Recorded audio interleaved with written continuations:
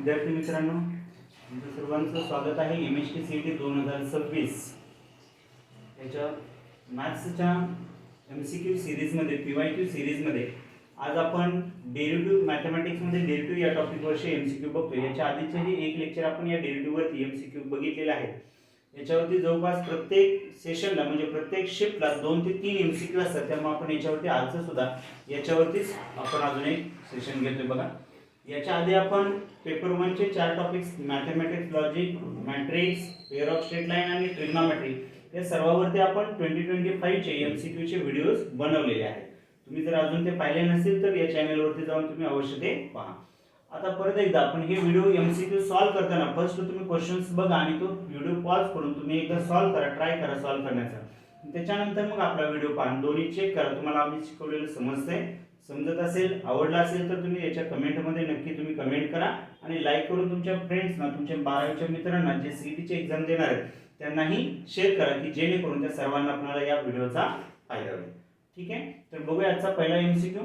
If y is equal to tan inverse of, इथे तुम्हाला थोडा प्रॉब्लेम येत असेल, चेक करा। tan इनवर्स आहे 12x - 64x cube upon 1 - 48x square, then dy by dx equal to option आहे 3/1 + 60x square, 4/1 + 4x square, 12/1 + 16x square आणि 1/1 + 16x square।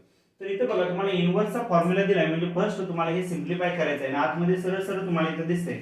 First मी terms आहे अशी लिहून घेतो बघा, y is equal to tan inverse of 12x minus 64x cube divided by 1 - 48x square।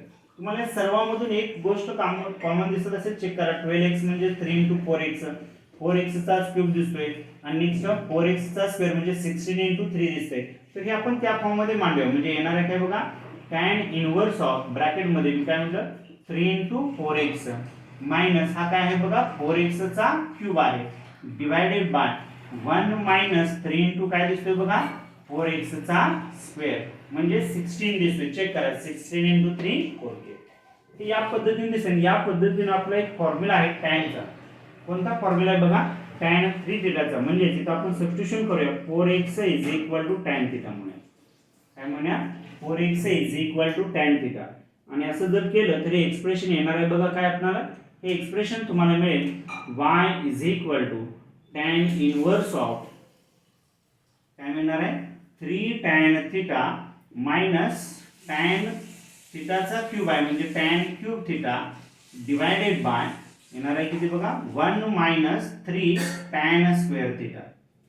आणि check करा हा फॉर्म्युला कोणाचा आहे बघा, 3 tan θ minus tan cube θ upon 1 - 3 tan square θ। हा फॉर्म्युला आहे तुमचा सरळ सरळ ट्रिग्नोमेट्रीचा tan 3θ चा फॉर्म्युला आहे। चेक करा कितीचा आहे, tan 3θ चा फॉर्म्युला आहे। त्यामुळे आपल्याला इथे या सर्व ब्रॅकेटचा आन्सर काय मिळणार आहे, tan 3θ मिळेल। त्यामुळे मी आता याचं रिझन लिहित नाही। आणि tan इनवर्स ऑफ tan θ काय असतो आपल्याला 3θ च येणार आहे काय। हा y = θ मिळाला, पण आपल्याला dy by dx फाइंड करायचा। हा तर विथ रिस्पेक्ट टू θ ला y हे θच फंक्शन आहे। मग याचा डेरिव्हेटिव्ह न घेता फर्स्ट आपल्याला x मध्ये कन्वर्जन केलं पाहिजे। आपण सबस्टिट्यूशन केलेलं तर 4x = tan θ, याच्यावरून आपल्याला θ मिळेल tan inverse of tan LHS ला घ्या म्हणजेच काय येणार आहे tan इनवर्स ऑफ 4x आणि ही व्हॅल्यू इथे सबस्टिट्यूट करूया म्हणजेच मिळते काय बघा y = tan inverse of 4x। आता y हे x चं फंक्शन आलेलं आहे आणि इथं तुम्ही याचा डेरिव्हेटिव्ह फाइंड करू शकता। ठीक आहे, काय बघा बरं डेरिव्हेटिव्ह मी इकडे घेतोय परत एकदा लिहून, y = किती आहे बघा 3 आहे असा 3 × tan इनवर्स ऑफ 4x। ठीक आहे, आता याचा डेरिव्हेटिव्ह फाइंड करूया। दोन्ही बाजूचा डेरिव्हेटिव्ह फाइंड केला, y चा derivative with respect to x dy by dx, 3 constant term take as it is, आणि tan इनवर्स चा डेरिव्हेटिव्ह असतो 1/1 + x²। x म्हणजे किती आहे 4x आणि 4x चा स्क्वेअर 16x स्क्वेअर। हा 4x चा झाला, पण इंटू आत हे कंपोजिट फंक्शन आहे त्यामुळे 4x चा डेरिव्हेटिव्ह फाइंड केला पाहिजे। किती येणार आहे 4x, म्हणजे आन्सर मिळते तुम्हाला 4 × 3 12 डिवाइडेड बाय 1 + 16x²। हा झाला तुमचा dy by dx = ठीक आहे, चेक करा। आणि आपला ऑप्शन आहे ऑप्शन सी, हा तुमचा इथं करेक्ट दिसतोय बघा, तुमचे आन्सर बरोबर आले। ठीक आहे,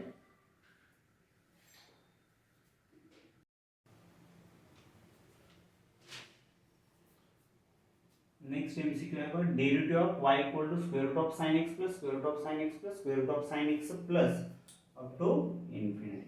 या पद्धतीने तुमच्या नंबर ऑफ टर्म्स असतील तर त्याचा आपल्याला डेरिव्हेटिव्ह फाइंड करायचा आहे. याचा डेरिव्हेटिव्ह ऑप्शन बघा, sin x upon 1 minus 2y, cos x upon 1 minus 2y, sin x upon 1 plus 2y आणि cos x upon 2y minus 1. First आपण दिलेलं फंक्शन ॲज इट इज लिहून घेऊया. दिले काय बघा, y is equal to square root of sin x plus square root of sin x plus square root of sin x plus up to infinity. या पद्धतीने जर काही टर्म्स रिपीट होत असेल तर आपल्याला एक काळजी घ्यायची, पहिले एक बाहेरचं स्क्वेअर रूट कॅन्सल करा.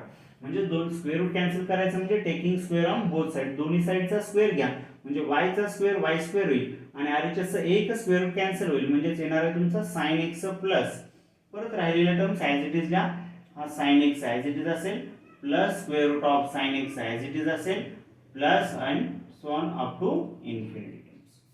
आणि चेक करा, परत एक आपण स्क्वेअर केल्यानंतर परत ओरिजिनल फंक्शनच ॲज इट इज रिपीट होत असेल तर त्याच्या जागी तुम्हाला y परत रिप्लेस करायचं आहे आणि मगच सॉल्व्ह करायचं आहे.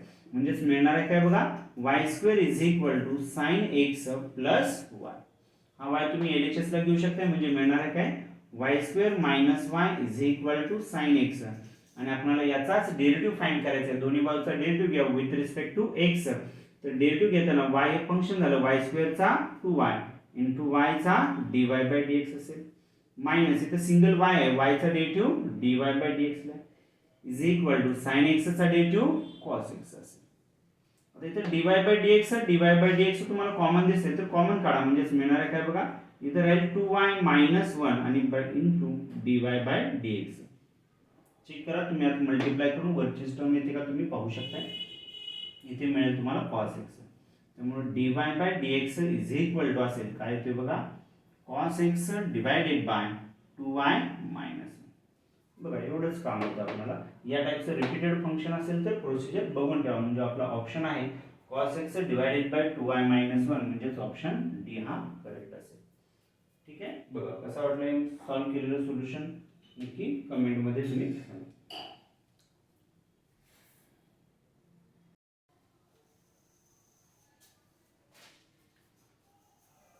डेरिव्हेटिव्ह टॉपिक वरचा आपला नेक्स्ट एमसीक्यू आहे ही x equal to sin theta y equal to sin cube theta then d2y by dx square at theta equal to pi by 6 is option आहेत 1/2 रूट 3/2 3 आणि 6. चला तर आपण याचं सोल्युशन बघूया. या सोल्युशन बघायच्या आधी एक मी तुम्हाला सर्वांना आवाहन करतो की बघा जर तुम्हाला हे व्हिडिओज आवडत असेल किंवा याचे सोल्युशन जर आवडत असतील चेक करा आपण कशा मेथडने सॉल्व्ह करतोय. तर ते हे सर्व व्हिडिओज किंवा सर्व एमसीक्यू जे सॉल्व्ह केलेले आहेत त्याच्या लिंक्स तुमच्या 12वीचे जे सीईटीला एक्झाम देणार आहेत त्या सर्वांना तुम्ही शेअर करा की जेणेकरून जास्तीत जास्त सर्व विद्यार्थ्यांना याचा फायदा होईल. ठीक आहे, आणि या व्हिडिओच्या आधीही आपण बाकीच्या टॉपिक्सवरचे आपण एमसीक्यू सॉल्व्ह केलेले आहेत तरी तेही तुम्ही नक्की जाऊन आपल्या चॅनलला पाहू शकता. ठीक आहे, तर बघा आता आपण या एमसीक्यूचं सोल्युशन बघूया.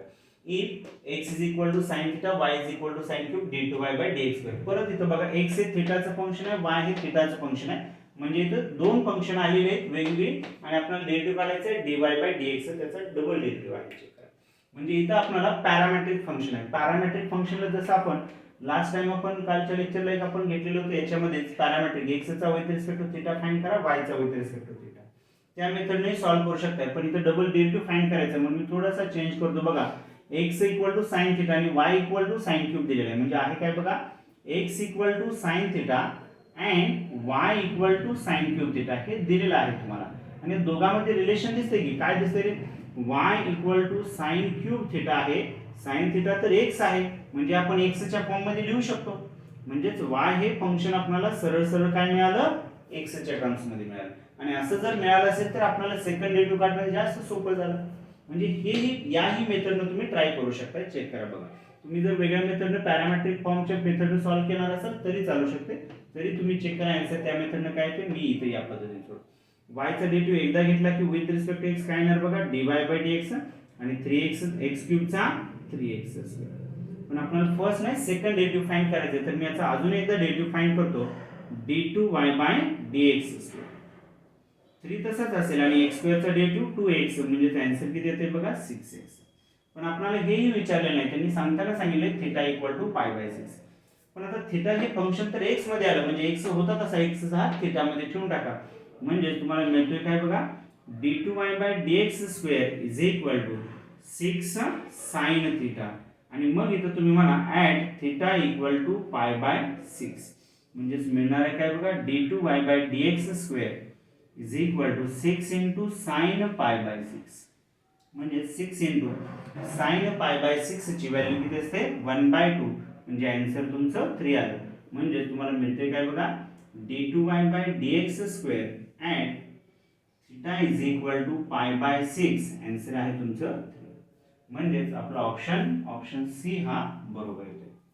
ठीक आहे, बघा आन्सर आले का बरोबर तुमचा, आणि आपण सोडवलेलं कसा वाटला व्हिडिओ, कशी वाटली एमसीक्यू, नक्की कमेंटमध्ये सांगा. आणि तुमच्या बाकीच्या मित्रांनाही शेअर करा, की जेणेकरून त्यांना जास्तीत जास्त फायदा होईल. व्हिडिओ आवडला असेल लाईक करा, शेअर करा, सबस्क्राईब करा आणि बेल आयकॉन प्रेस करा, की जेणेकरून तुम्हाला वेळोवेळी अपडेट मिळत राहतील. याच्या पुढे मी इथे एक एमसीक्यू तुम्हाला दिलेला आहे, जो आधीच आपण घेतलेला होता त्याच टाईपचा आहे, चेक करा. टर्म्स रिपीट होते, काय होते, y is equal to square root x plus square root y plus square root x, म्हणजे टर्म्स आपली चालू झालेले आहे स्क्वेअर रूट एक्स पासून. पण आपण मागाशी म्हणलं तसं एकदा स्क्वेअर तुम्हाला करायचंच आहे, एकदा केल्यानंतर y इक्वल टू एक्स पण रिपीट होत नाही, म्हणजे अजून एकदा टर्म तुम्हाला, म्हणजे तो 2 वेळा डेरिव्हेटिव्ह फाइंड करून नंतर तुम्हाला सॉल्व्ह करावं लागेल. चेक करा, याचा आन्सर बघा काय ते मी तुम्हाला इथं ऑप्शन दिलेला आहे. ठीक आहे, आवडला असेल व्हिडिओ नक्की कमेंट करा, लाईक करा, शेअर करा आणि सबस्क्राईब करा. थँक्यू.